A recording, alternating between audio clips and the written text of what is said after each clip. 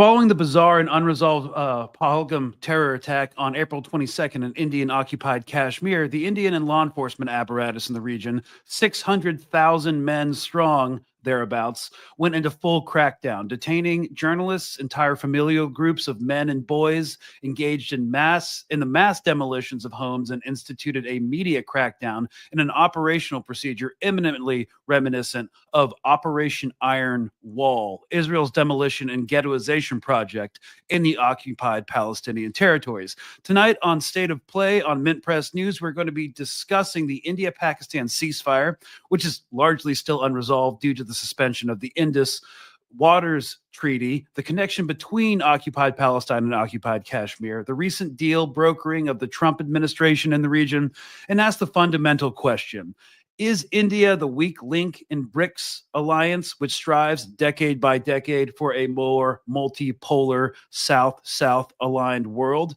To that end, we are joined by Sana Saeed, a media critic formerly with AJ Plus, where she was the host of media critique series Backspace and Occupation Style Guide. She's Pakistani descent with a Kashmir background as well. So I think your mic's still muted, but thank you so much for coming on. Thank you so much for having me. Excited about talking about this topic, which is totally not controversial at all. Yeah, I know. We've had the Israel-Palestine. We've had the Syria thing, which was incredibly divisive, and we can also Russia-Ukraine, and now this. So, just a couple of massacres over here. Super chill topics. Yeah. So, real quick, I have to, because we live in a capitalist dystopia. Mint Press News is a small independent newsroom who's demonetized on all platforms. So if you're picking up what we're putting down, check us out on Patreon. Every little bit goes a long way to doing what we're doing. And of course, if you're getting nickeled and dime and can barely survive, which seems to be the increasing plight of many Americans, just like, share, subscribe, give us 5-star review on whatever platform you're watching. It helps push this out into the algorithm. We're just happy you're here. All right. So anyways, to get into it. So we're aware of all that reporting, conflicting reports about the extent of the role of the U.S. in the mediation of a ceasefire, which is to be expected. He said, she said. But I definitely want people to understand how strategically important India is, and demonstrably increasingly fascist the government is, to the U.S. and to a different extent Israeli interests in the region. But first, I kind of want to talk about the actual degree of stability in the region. And I just wanted to kind of play a Reuters report from earlier today and get your take on, well, you're a media critic, so I'd be interested to hear what your thoughts are on it. Residents of Pakistani-administered Kashmir celebrated on Sunday as a fragile ceasefire between India and Pakistan appeared to hold, with US President Donald Trump offering to help resolve the arch-rivals' long-running dispute over the Himalayan region. Diplomacy and pressure from the United States helped secure the truce on Saturday, following the worst fighting between the nuclear-armed neighbours in nearly 3 decades. But hours after it took effect, explosions were heard and bright flashes lit up the sky in Indian-administered Kashmir, the centre of much of last week's conflict. The blasts died down by dawn, according to Reuters witnesses, and shops on both sides of the contested border region were seen reopening on Sunday. Trump praised the leaders of both countries for agreeing to halt the aggression and said he would substantially increase trade with them. In a post on his Truth Social platform, the president added, quote, "I will work with you both to see if a solution can be arrived at concerning Kashmir. Hindu-majority India and Muslim-majority Pakistan each rule a part of Kashmir but claim it in full. They have twice gone to war over the region." Pakistan's Prime Minister Shehbaz Sharif saying in a post on X he was extremely grateful to the US president, while its foreign ministry urged in a statement for the realization of what it called the Kashmiri people's inalienable right to self-determination. I think what we really are seeing is a situation where India and Pakistan felt that they had each gotten their punches in. Johns Hopkins University foreign policy researcher Daniel Markey said both sides want the fighting to stop, but described the ceasefire as just pushing pause on a much deeper conflict. They are concerned about unintended escalation, about this particular conflict getting out of control. But a peace deal, neither side is particularly interested in that. That would mean an actual resolution of the underlying disputes of Kashmir and of broader issues as well. On the broader geopolitical implications at play, Markey said Washington does not want India in a conflict with Pakistan, as India is a strategic partner in helping the US counterbalance the weight of China across Asia. And we're definitely going to get into that last point there, because that's absolutely demonstrably true. But any knee-jerk reactions to that? Like, what is the current state of affairs vis-a-vis India-Pakistan as things stand right now? Yeah, that was a very Reuters report. Yeah. I mean, I definitely, it's interesting how it, of course, like frames what happened. And again, it kind of says that, oh, essentially it's over disputed territory, right? Mhm. And that's not, which I think points to two things. One, which is the very continued mythology around what the issue of Kashmir actually is about. And also just the limited historical lens with which a lot of American and, you know, a lot of also British, although they should definitely know better, kind of view subcontinental politics. I mean, India was very clear. I mean, okay, so we have the attack happened in Pahalgam, and 26 people are murdered within hours. India claims that the TRF, which is the Resistance Front, a Kashmir resistance group that was started in 2019 as a response to the Modi government's abrogation of Article 370, which took away Kashmir's autonomous status. They claim that this was the group that had conducted this attack. And of course, the testimonies that we hear from the women who witnessed it are absolutely horrific. And then, of course, within hours of that, they're like, well, Pakistan's behind this.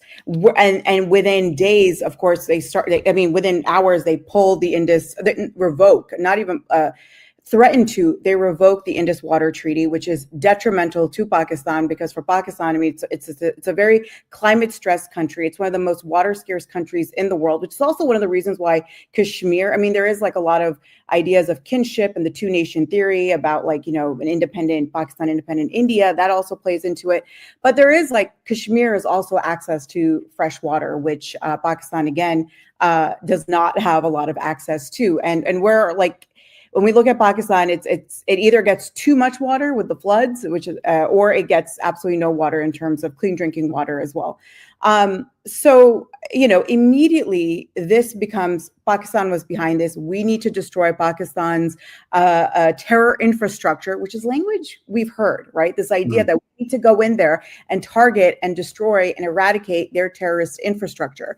No evidence is provided. Nothing is really provided. In fact, there was one single statement that even was attributed to the TRF, and the TRF came out itself and said, we had nothing to do with this statement. It was published on one of our social media networks, and we were hacked. And we can have an entire different conversation about that as well. Is that true or not, et cetera? As far as I'm concerned, if you're going to be committing an act of, you know, what is ostensibly political violence as well, right? You want to take credit for it, right? So no one has actually stepped up and taken credit for the Pahalgam attack. And of course, it's no longer even about Pahalgam, because India, as soon as it also brought in Pakistan into it in the way that it did, and then escalated in the way that it did, and of course Pakistan responded, and so we just saw escalation after escalation, it makes this entire story something completely else. So all that to say, it's very interesting to me that the Reuters report is very much so packaged in the only way that also Americans, if they know about India, Pakistan, if they know about Kashmir, and again, that's a huge if, this is the context in which they know it. Oh, these two countries, and they're fighting over a piece of land. What are you going to do? That's just what they do over there. I don't know if you remember this, but like a few days, or like maybe within 24 to 72 hours, I can't remember because time is flat these days, but Trump, when he was asked about it, all he said was, because the United States was kind of very hands-off initially, they're like, oh, you know, they'll figure it out. I'm sure they'll figure it out. They've been at this for 1,000 years, which, as a good friend of mine he put it really well. He was like, well, clearly he's getting his Israel-Palestine, quote unquote, talking points confused with his India-Pakistan ones. Like, what are you talking about 1,000 years? Pakistan and India have only been around for like 77 years.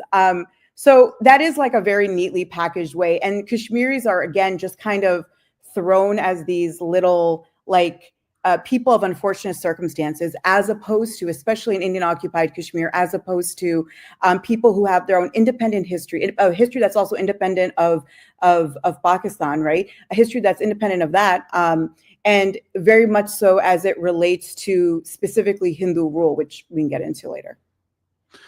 Yeah. So it's interesting you brought that up. JD Vance even said, like, essentially, like, we have nothing to do with it. It's like, well, they are two nuclear powers, and the suspension of the Indus Waters Treaty, which has been around since what, like 1965 or something, around that time frame, which has survived two actual border wars with Pakistan. But this shuts it off. That was kind of bizarre to me. That was what was really shocking. And there were a lot of, interest. It was really interesting. A lot of people were like, oh, don't get so hyperbolic about this. India has done it before. No, it hasn't. What India has done is threatened to revoke it. In 2019, for instance, in 2021, it has threatened to revoke the Indus Water Treaty, but it has never actually done it. I also really want to specify for viewers who are not aware.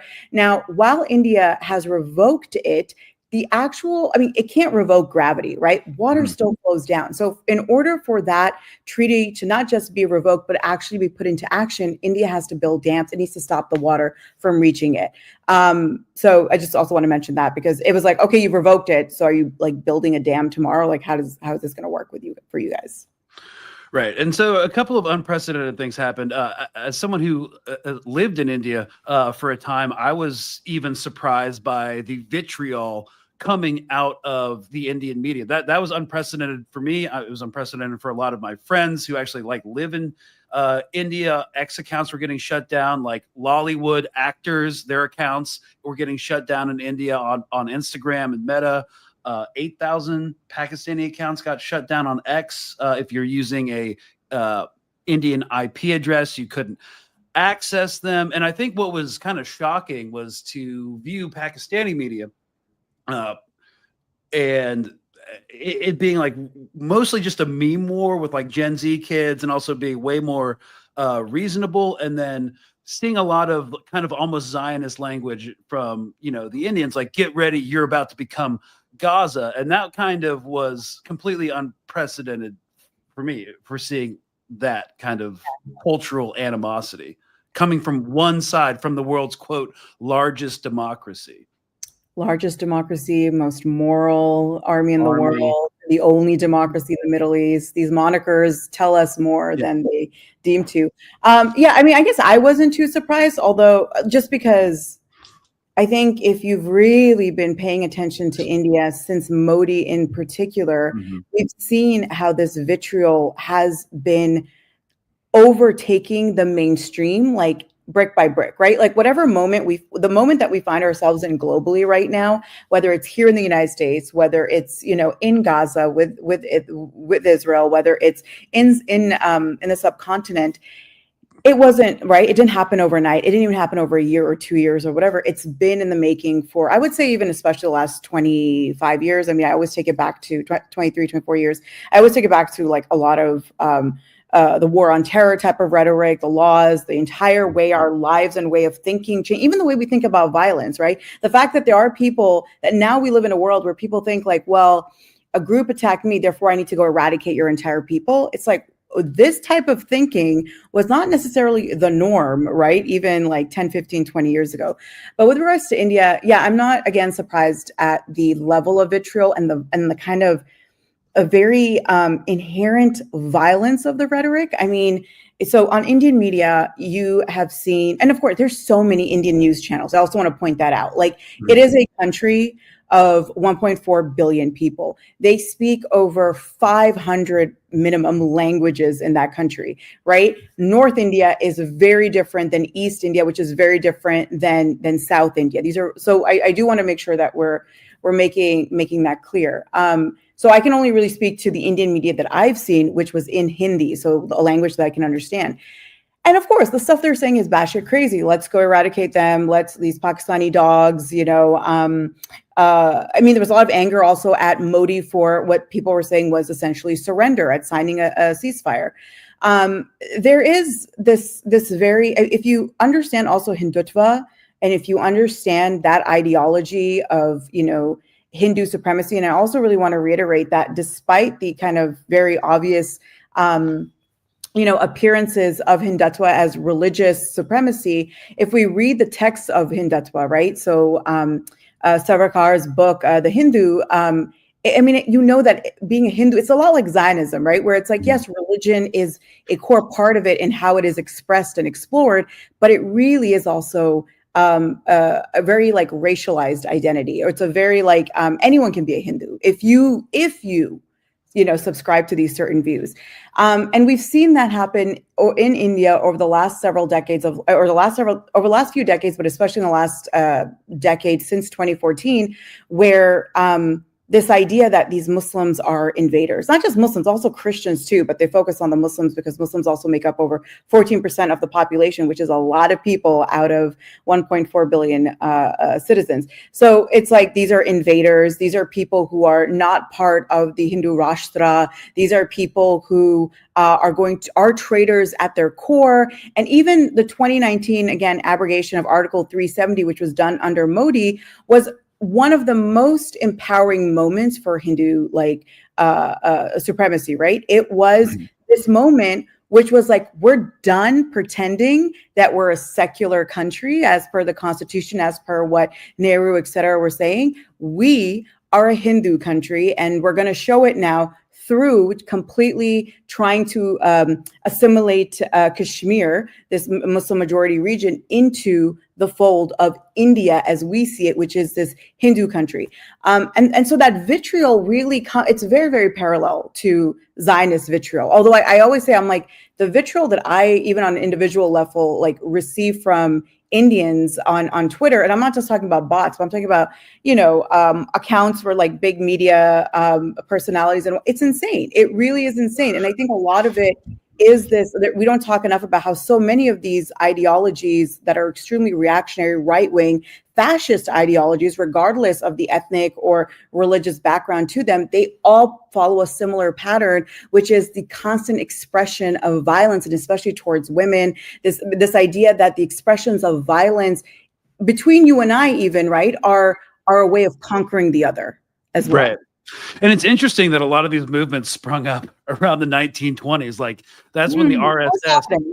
Yeah, that's when the RSS was founded, and just that was kind of, just for the audience, kind of like a paramilitary kind of brown shirt Nazi-esque organization whose founder actually kind of really admired Hitler. And there was a bunch of like revisionism when that came out because that was controversial. It was like, no, Hindutvas are the original Aryans. And the ruling party in India, right, which is one of the major parties, the BJP, which Modi is of course the head of, is the political wing of the RSS too, right? So this isn't like, just like when we talk about Zionism in Israel, it's like these ideas, like even Likud, these aren't fringe.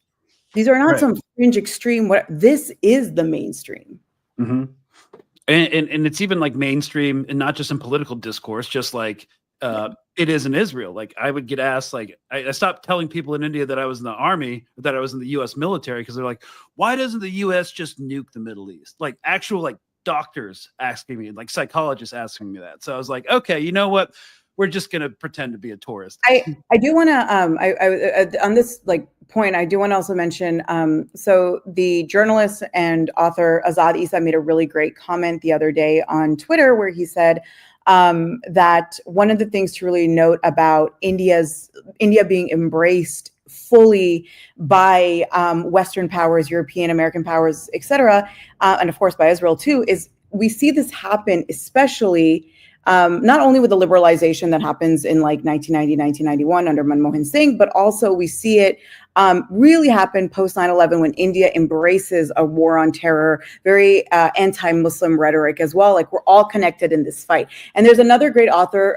His name is Rhys Jones. He wrote a fantastic book. He's written a few books, but one book in particular is called Border Walls, and it looks at border walls in the United States and Israel and in India, which a lot of people don't realize that India has also talked about and has built border walls to keep out, unsavory people, and what the ideological connections over the decades have been between these three countries, and how they, especially since 2001, understand and engage with the question of security, national security, citizen versus non-citizen, savory citizen versus unsavory citizen, so on and so forth. Yeah, and that kind of like leads me into the next question, because Kashmir has been central to this, and I have gotten a lot of heat for saying that I've gotten a lot of heat and unfollows over the past 2 weeks for saying something very self-evident, that Indian administered, that's the word, Indian occupied Kashmir is an actual military occupation. If you just look at the numbers, 600,000 military, paramilitary, and law enforcement personnel. That's basically the entire U.S. Army and Marine Corps in an area smaller than Colorado. So if that's not a military occupation, I don't really know what is. So my question for you is, could you please explain Israel's relationship to India and in general, and how it informs policy in Kashmir? Because governments definitely learn from each other, I would say. Yeah, and it's interesting because when I last week or the week before, again, like time is flat. I had posted something about how India is absolutely taking out of Israel's playbook when India revoked the water treaty, right? It can do that, and it will do that, just like any other country will continue to do that, including Pakistan or whatever, will do those type of things to, people who are in certain circumstances, marginalized circumstances, because it knows that there's going to be impunity, right? Because if Israel can do absolutely everything and anything, why can't any other country? It's not just India, but any other country. And I remember I said that, and the way I got completely lambasted on, I was expecting it from the more Hindutva trolls, but like, especially from some on the left who were like, oh, but Pakistan is not Palestine. I'm like, I never said it was. It says, and that's a really important thing I think sometimes people forget, is that just because we're saying that India is a lot like Israel, there's a tight relationship there, that does not mean that Pakistan, a nuclear armed country, is Palestine. No, if anything, we're saying if there's a parallel to be made, it's with Kashmir. And I think it's also, okay, so I'll start with kind of a little bit about the where this relationship kind of starts, and also like where we've seen it really, really explode. Again, I'm going to mention Azad Issa again, because I think he's written a fantastic book on this called Hostile Homelands. And Hostile Homelands, linked in the description. Oh, amazing. It's such a good, it's also an easy read. Like it's such a perfect read. You can finish it in a weekend, but it's so much information, and he's just a brilliant writer and researcher. And in it, he makes the argument that no, the relationship, so a lot of times, a lot of people, including myself in the past, have said, well, the relationship between India and Israel really begins in 1991 with the liberalization efforts that India begins to undertake. It then also opens up itself to Israel.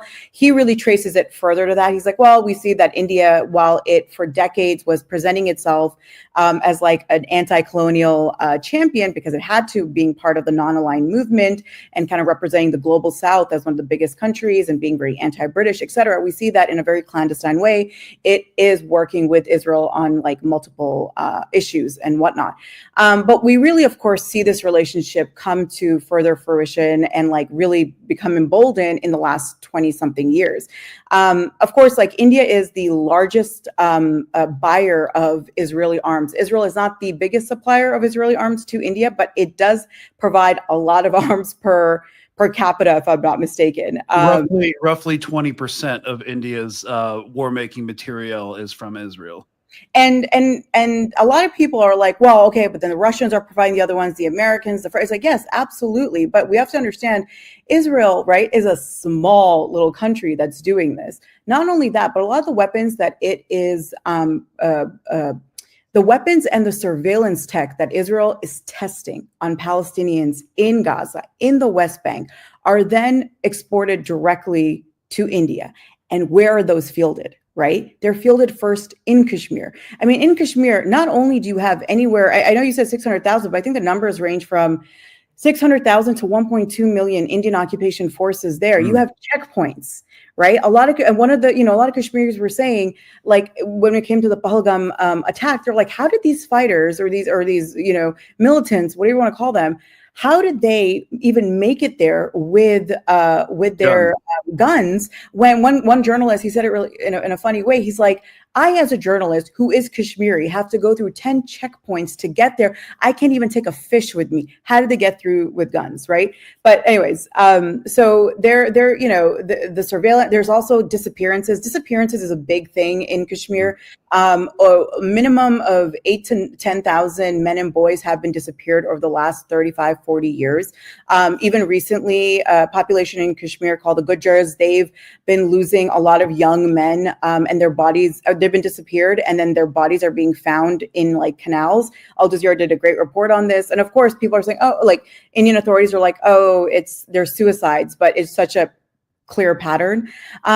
So there's that relationship, which is the arms relationship, which is also the infrastructure of occupation and surveillance as well. There's also the ideological relationship between the two, right? It's about this one settler colonial state seeing in another a blueprint for how to control, suppress, and narrate over the population that it is occupying, right?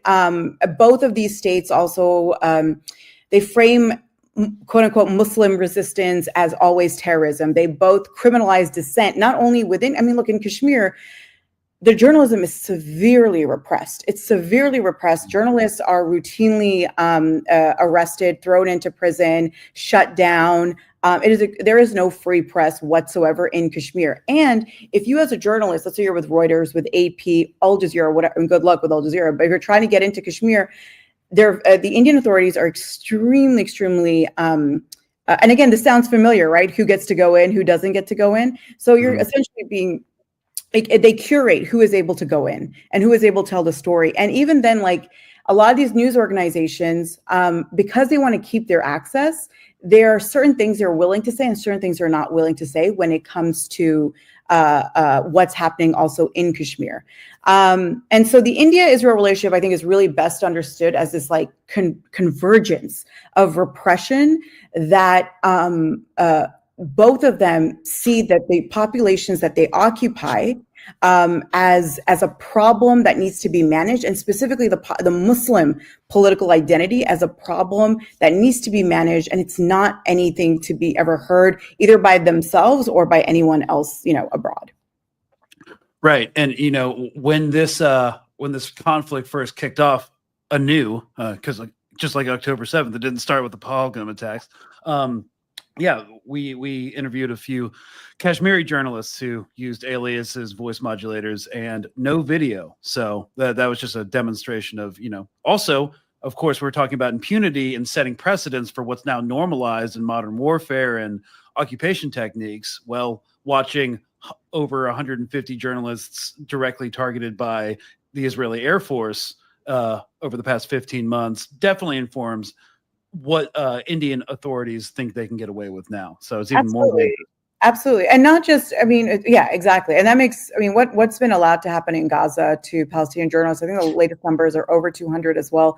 Journalists who've been targeted, journalists and media workers who've been targeted and killed, which is, of course, specifically because so that we hear less and less from them, which is what's happening now. I mean, that sets the blueprint for every other state, group, or whatever to target journalists, because there's just wanton impunity. Not just that, but there's just no outrage. There's just no outrage. Yeah, and of course, I always try to make this like these conflicts half a world away, or these policies half a world away, basically matter to American and UK citizens and everyone in Europe, because, you know, all those, like, now that normalization's happened, now that the crackdown on campus protests in Palestine, all part of the same system, all part of the same general ideological conflict. Yeah, it's all this is coming to a local ICE goon squad near you. So I think I don't know. I kind of sent you this question beforehand. Why, and before we move on to the more geopolitical stuff, why should Americans in particular and Western citizens in general like care or educate themselves about what's happening in Kashmir? Absolutely. I think there's two parts to this question. There's like that they should, but also will they, right? Yeah. When it comes to Americans, I think too many, especially if we look at whether it's what's going on in the subcontinent or whether what's going on in Gaza, I think too many Americans think that their government is a bystander or an enabler, or is like being kind of like roped into something it doesn't want. Oh no, not like America being strong-armed into like supporting this horrible genocide, as opposed to your country is the overseer. Your country is the overseer. Our country is the overseer of this genocide. This genocide would not be possible from day one. This occupation could end tomorrow. This occupation could have ended 70 years ago, even, right? This occupation could have ended decades ago. This genocide could have ended on October 10th. It could have ended on, it could have ended so quickly, but it didn't, because the United States, and specifically, of course, for most of it, President Joe Biden did not want it to end. And so I think one of the things that Americans really need to contend with is like, you don't get the comfort, you shouldn't get the comfort of not thinking you should care about this, because first of all, you're complicit. We're all complicit in this, right? Whether it's by virtue of our tax dollars or by virtue of our silence or by virtue of like whatever, other involvements that we have. Some are more direct than others, but we're all complicit in this. And I say this about myself too, that I am unfortunately complicit in the slaughter of people I consider my own. But beyond that, there's also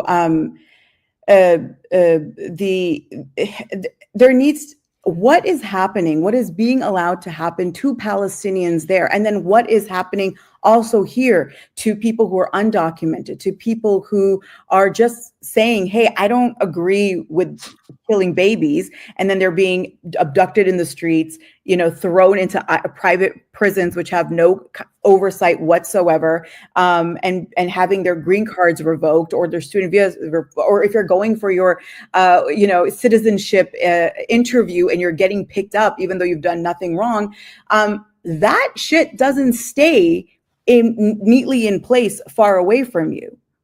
The rot that we create and cultivate elsewhere, whether it's in Gaza, whether it's in India, Kashmir, Pakistan, all of that absolutely comes home.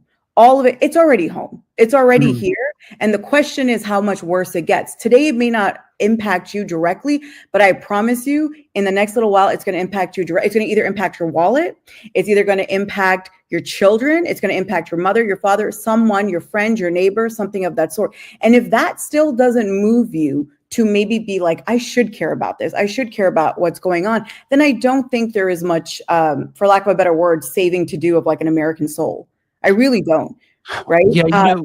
I will never underestimate the Americans' complacency when it comes to politics in general.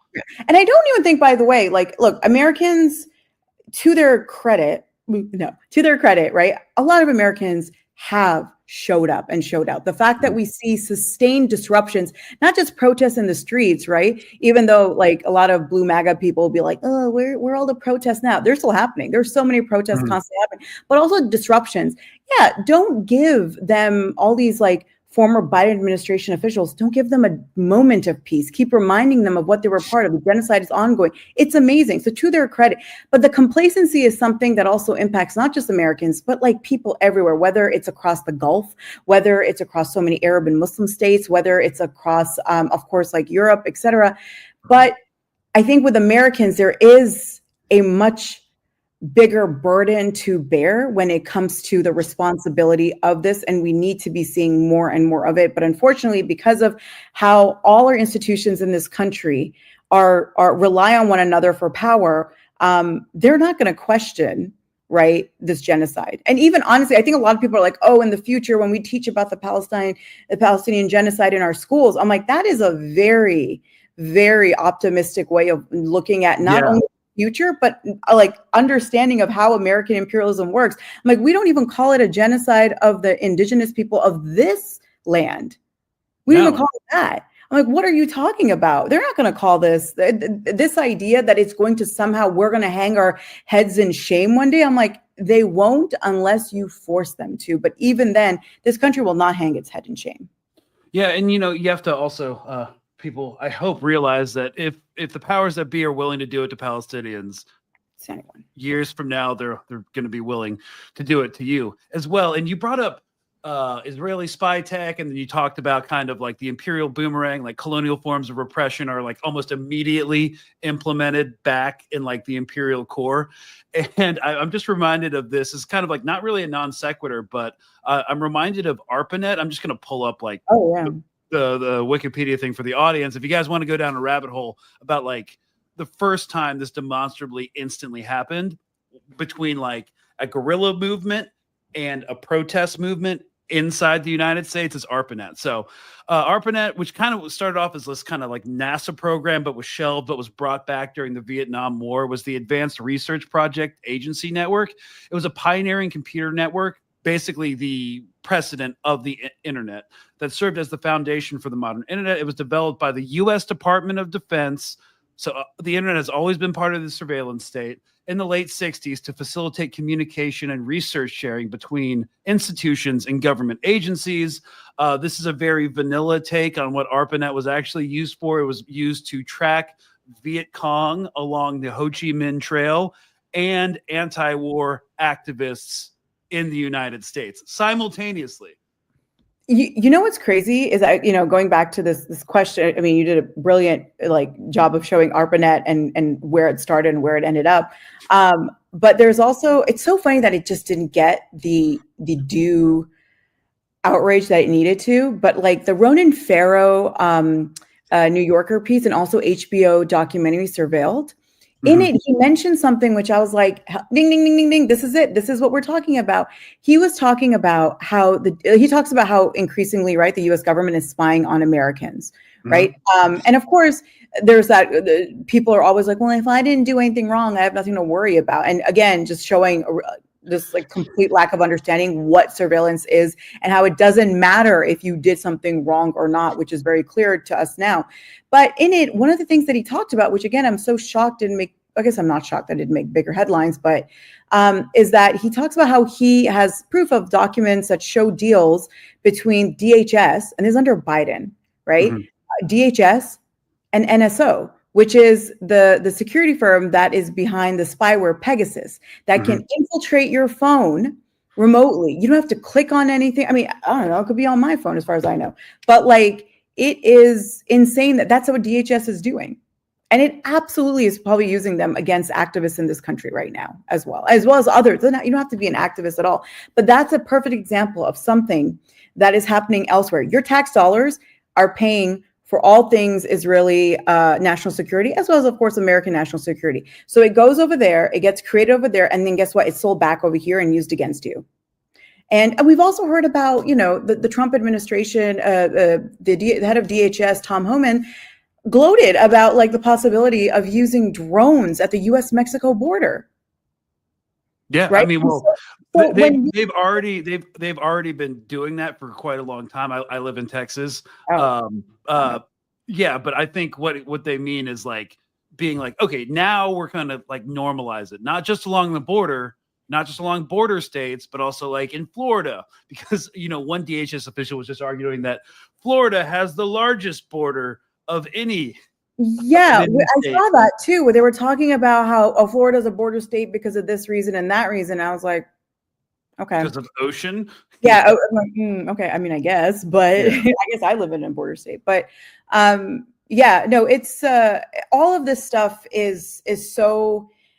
And again, I feel like even really well-intentioned, knowledgeable Americans forget like all of this is far more connected and cyclical than it's not. Right. And that we also have to remember that America is the empire. A country like Israel is a client state of the United States. It is not controlling the United States. Right. We have a different conversation about undue like lobbying influence and all that. Absolutely. But in terms of like the United States is ultimately not going to be bullied into doing anything at home or abroad that it doesn't want to do. That also isn't in line with its interests.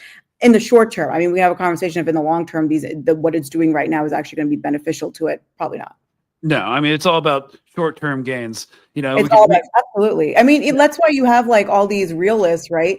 Who are just like these political theorists, realists who are just sitting there in complete shock and horror, where they're like, excuse me, we should be focused. I mean, Mearsheimer, I love him, but he's like, I think we should take out China before worrying about anyone else. Like, they're just like, why are we not seeing the long term here where China's about to replace us as a global power, and we're focused on seeing overseeing the extermination of this nation for the sake of Israel, right?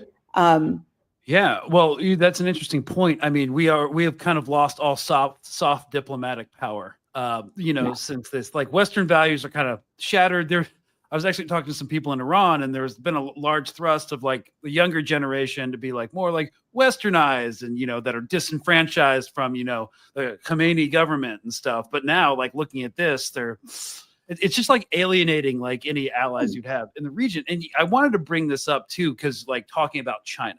Well, China's always been a geostrategic target for the United States for a long time. Since even before I was like in the military, we were talking about like when I was getting out, you have to go to like a recruiter and they try to talk you into staying into the military. And they're like, even then, one of the recruiting pitches was like, do you want to miss out on the conflict over Taiwan? And this was back in like 2013. I was like, nah, I'm good. But this has always been a thing. But the U.S. foreign policy seems to be less and less driven by realpolitik and more by ideology. But this kind of brings us back for the last segment to India as this geostrategic chess piece for how the U.S. deals with China. I was going to write like a little primer for it, but I was scrolling through Twitter yesterday, and Arnaud Bertrand kind of wrote something that I agree with. So India is always, as you said, it was part of the multi-alignment movement, which was basically global South countries during the Cold War, like the USSR and the United States as the two like preeminent superpowers. Obviously, China and Europe were involved in that too. But India basically took this position of strategic autonomy. They would have a security relationship with Russia and develop a free market economy with the United States. And they kind of tried to stay out of Cold War politics and also play both sides to their own advantage, like any other state would. That's kind of like the boilerplate. And so when he says like, quote, it's India's strategy of multi-alignment, both with the global South and the West, again, because it's part of BRICS and also has this relationship with the West as the only like democracy in the region, quote unquote, just like Israel. It's meant to court people on both sides. But the result, illustrated by the global reaction to the altercation with Pakistan, is much to the contrary. Everyone sees India as hedging its bets rather than standing on principle. Let's be real. In the global South, people almost universally see India as the weak link in BRICS, the country trying to undermine collective South-South cooperation, whether it conflicts with its parallel ambitions of being embraced by Western powers. India's strong Islamophobia obviously doesn't help when such a huge portion of the global South is Muslim. And in the West, it's much the same story. People look at things like Modi's record at home and strong ties with Russia and view India as a player they don't really identify with. But just because the average American citizen doesn't really know what to do with India, the war hawkish Center for Foreign Relations does. This is from an article from last year. The Quad, U.S.-India cooperation. In addition to its role in BRICS, India has become a key partner in the United States strategy to counter China's growing influence in the Indo-Pacific. The Quadrilateral Security Dialogue, Quad, consists of the United States, India, Japan, and Australia. All these countries, of course, are trying to isolate China. The first Trump administration revived it as part of its broader strategy to counter China's assertiveness, and the Biden administration continued this policy, seeking to strengthen Quad as a pillar of its Indo-Pacific strategy. So its role there has been a subject of debate, but they're kind of from a foreign policy perspective, are ace in the hole region as well. So I don't know how you see this like playing out, where India is going to go with this. They're kind of in a difficult position anyways. Yeah, I mean, I think I will say this. I think I don't know how many people are in this world, especially in the global South, are aware of Modi's record at home. The fact that he is referred to as the butcher of Gujarat, right? And how much blood he has on his hands with that, and where he, oversaw and allowed with impunity the slaughter of over 3,000 Muslims in Gujarat state back in, oh my God, 2003? Was it 2003? Was he still like the governor? Yeah, he was the governor. Yeah. He was. So I think it's been but you know, like, I mean, that's just one part of it, and of course, his entire tenure as prime minister. But I do know, like, Indian soft power is very powerful. Indian soft power.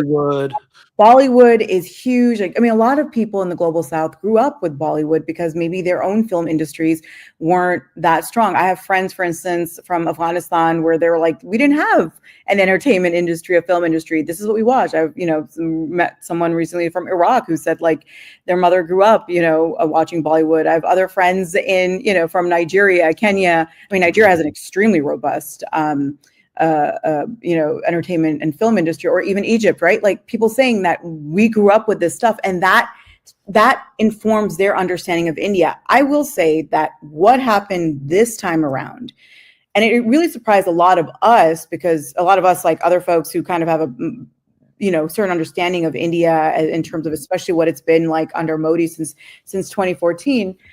But for a lot of us, we were really surprised at how kind of incompetent and silly and irrational India looked in all of this, and how Pakistan, a country that, despite, you know, like my connection to it, I am not here to defend that military or government for sure, but like how Pakistan in relationship looks like a bit more cool-headed and a bit more rational, trying to de-escalate, being like, listen, let's like be diplomatic, let's not escalate, let's not, and then essentially forces India's hand into a ceasefire.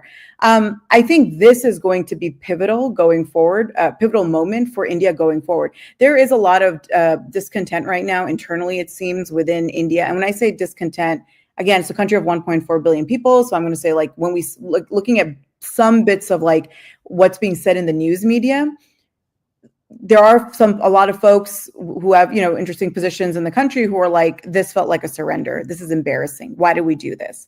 Right? Let's not also forget that Modi's up for re-election. So this entire, you know, war, whatever you want to call it, should also be seen in regards to, in the context of that. But I do think that, again, this is going to be seen as an embarrassment for India, and I do think is going to hurt its trajectory, not only in BRICS, but even regionally. And as I've been saying, and others have said as well, the real winner in all of this is China.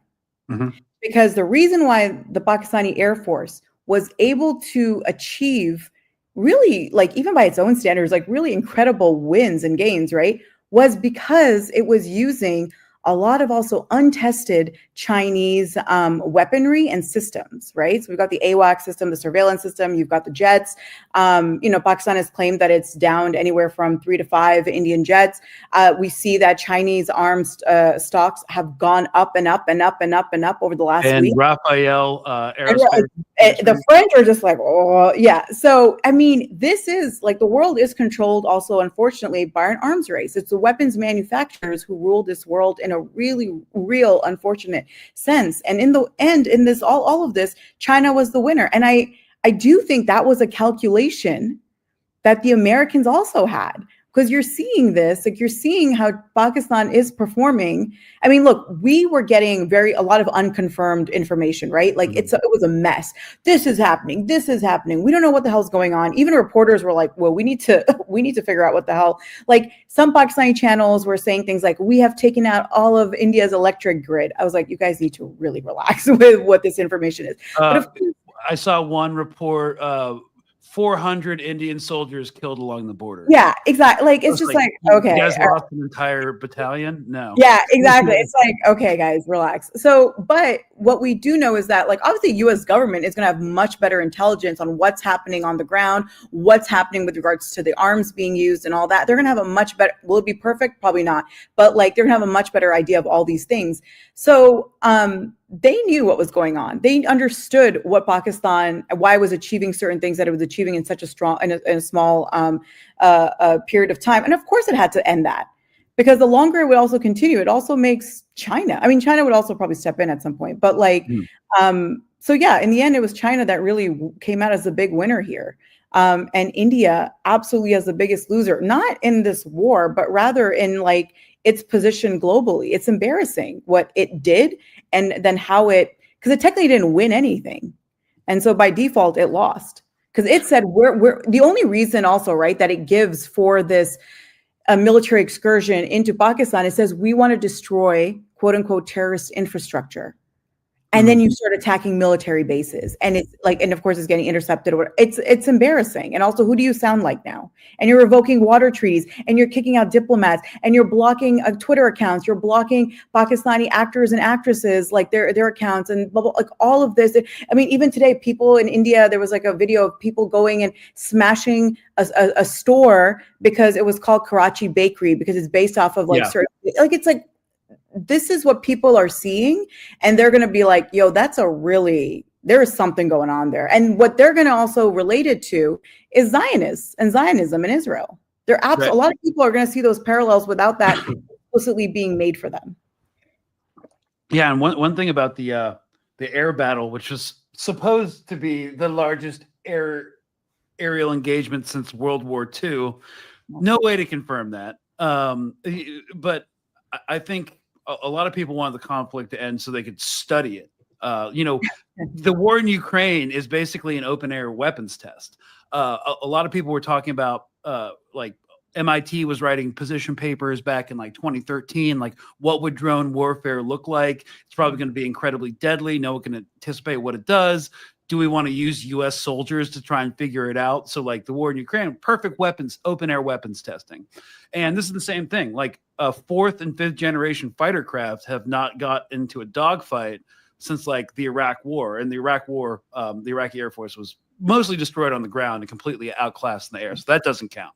And then, of course, no one's seen these Chinese fighters in action either. So that's going to be a huge point of interest as well. And of course, they didn't want the dimensions of the conflict expanding. But yes, this idea that I'm not really sure where like India is going to go from this, because it kind of seems like after this political blunder, because that's what it was, it definitely seems like this. Do they go east or west, or sorry, south or north? I think it's going to be if India is a rational actor, it goes south. Yeah. But it is, especially Modi, is showing India to be extremely irrational right now. And so I don't know. I mean, I can't even begin to speculate what's going to be next, what India is going to do next. I just don't, whatever it is, it's not going to be very rational for it.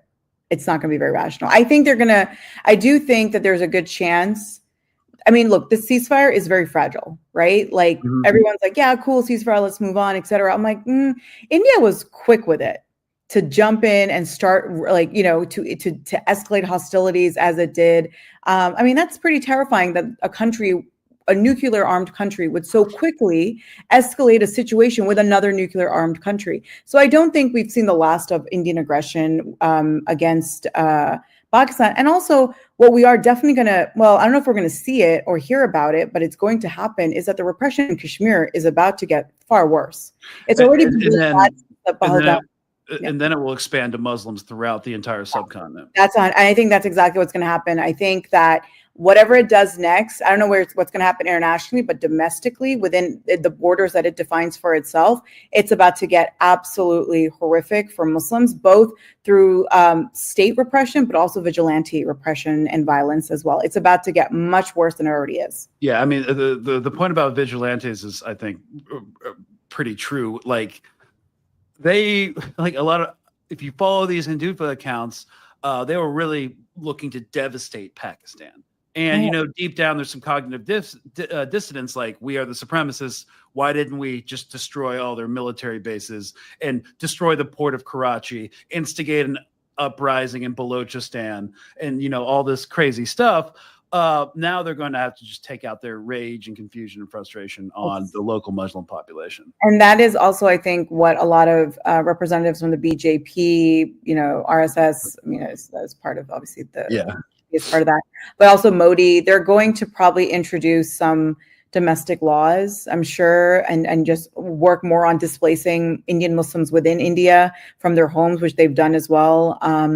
and like they've done. I mean, they've done it with Indian Muslims, with people who they relegate as lower caste, quote unquote, or people they say you're a refugee from Burma, but they're they've been in India for decades. They just don't have documentation because they're poor, whatever, right? Like they've been doing a lot of displacement for the last few years, and I think that is going to get worse and take center stage because it shows that at least the government's doing something, quote unquote, and we know how it goes, right? But I think there might be a little something that might happen with Pakistan again, but I think the worst situation is going to be in Kashmir and within, again, like the borders that India defines for itself, for the Muslim population in particular. It's about to get really ugly. It's already really ugly. We've heard about the vigilante violence that's already increased across the country, people getting killed or beat up, women being threatened. I've heard friends in India, Muslim friends, who are like, I need to leave.